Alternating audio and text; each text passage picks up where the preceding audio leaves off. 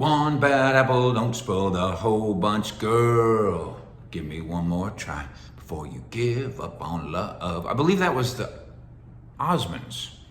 I'm Mike Fisher. Breakfast at Fishinies. Like live. Don't worry though, I will be checking the comments, but we're in a travel mode.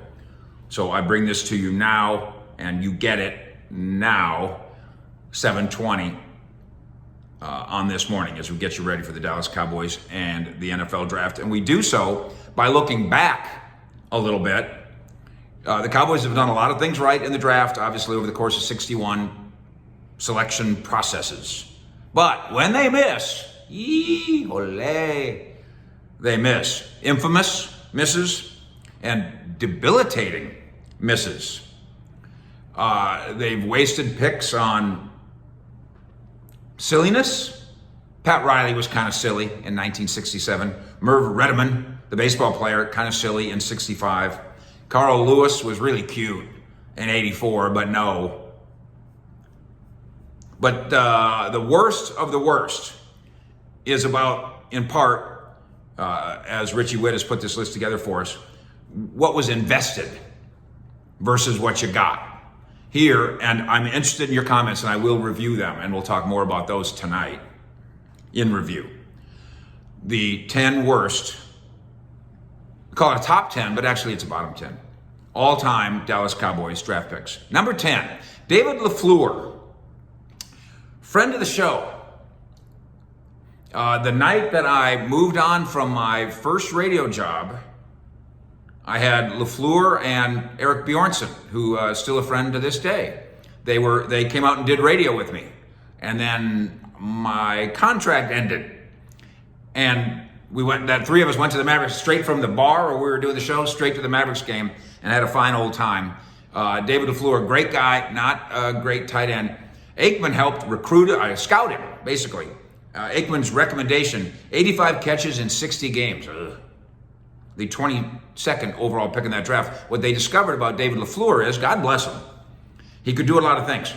He wasn't good at putting his hands up here and catching a ball, which is strange, but true. Number 9, worst Cowboy draft pick of all time, Bobby Carpenter. Bobby Carpenter, everybody kept bringing up on last night's Fish at 6. I don't know why, but we're bringing up now the number 9 worst Cowboy pick of all time. 18th overall by Bill Parcells. Never became a starter, of course, eventually cut. And part of Bill Parcells' attraction to him is he had coached his dad. Not a good enough reason. Number 8, I was there for this one. Shante Carver, defensive end, selected 23rd overall in 1994, ahead of Larry Allen. Started just 26 games over 4 seasons. And here was one of the problems with Shante Carver. And it wasn't his fault, not unlike Taco Charlton, who we'll get to. Not his fault. I remember talking to Larry Lacewell, the scouting director, and I go, what are you thinking here? And he goes, well, we need backup defensive ends. And I loved Lace. Still do. Still with us. You mean you're drafting backups on purpose? Well, we need backup. Because at the time, of course, they had Haley, Tolbert, and Jeffcoat, right? And Jimmy Jones, who could play a little out there, and Chad Hennings, so they intentionally drafted somebody that they knew was, maybe someday he can be. No, draft players. Number 7, Tony Smith, USC, defensive end, drafted 25th overall in 1971, played 69 games with the Cowboys, never got a sack. So yes, Gil Brandt, who had a bad miss this past week in his discussion of the late Dwayne Haskins. Yeah, he had some misses too in the draft. Number 6, Bill Thomas, Boston College running back, 1972, taken ahead of Robert Newhouse, never scored a touchdown. Oh, Bill Thomas. Worst Cowboy picks of all time. Number 5, friend of the show, Taco Charlton. I will not make fun of Taco Charlton, first of all, because he's a friend of the show. He's still in the league. So once again, it wasn't that he's not a good football player. It's that he shouldn't have been taken in the first round by the Dallas Cowboys, nor should he have been picked 2 spots ahead of the Defensive Player of the Year, TJ Watt. all because the Cowboys they just thought they thought he was a linebacker. They didn't think he was a pass rusher. They thought he was a linebacker. And was that a Rod Marinelli thing? Yes, but it was also supported, backed, and checked off on by Rod Marinelli, by Will McClay, and Garrett, and Jones, and Jones. A team effort on the bad Taco Charlton pick. Number 4, Mo Claiborne. Once again, Mo Claiborne's still in the league. Mo Claiborne is an NFL player. They traded up to take him at number 6. They thought he was Dion. And instead, he's, Cheeto? 4 interceptions in 5 years. And remember, the reason they drafted him was he's a playmaker, ball hawk. But didn't happen. Number 3, Kevin Brooks, 3rd worst pick in Cowboys history. 17th overall.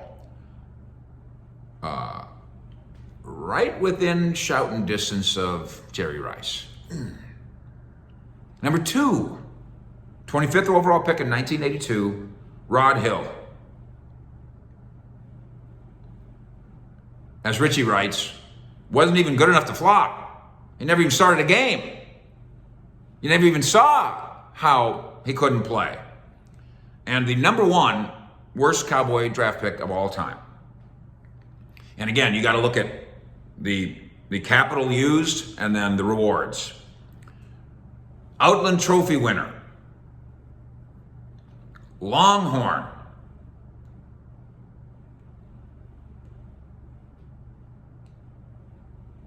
Scott Appleton. Taken 4th overall in 1964. It gets worse. He was traded via a pre-draft agreement to the Steelers, which brought the Cowboys' Buddy Dial, who scored 2 touchdowns for the Cowboys in an otherwise invisible career here. And then Appleton shuns Pittsburgh and signs with the AFL's Houston Oilers and then doesn't do anything there anyway. So any way you looked at it, it never worked for Scott. I'm sure he's a lovely person, but in terms of the draft, that's one bad apple. Spoiled the whole bunch, girl. Scott Appleton is the worst Cowboy draft pick of all time. We'll have more stuff for you throughout the day, including a review of your thoughts on the worst Cowboy picks of all time tonight at Fish at 6. Fish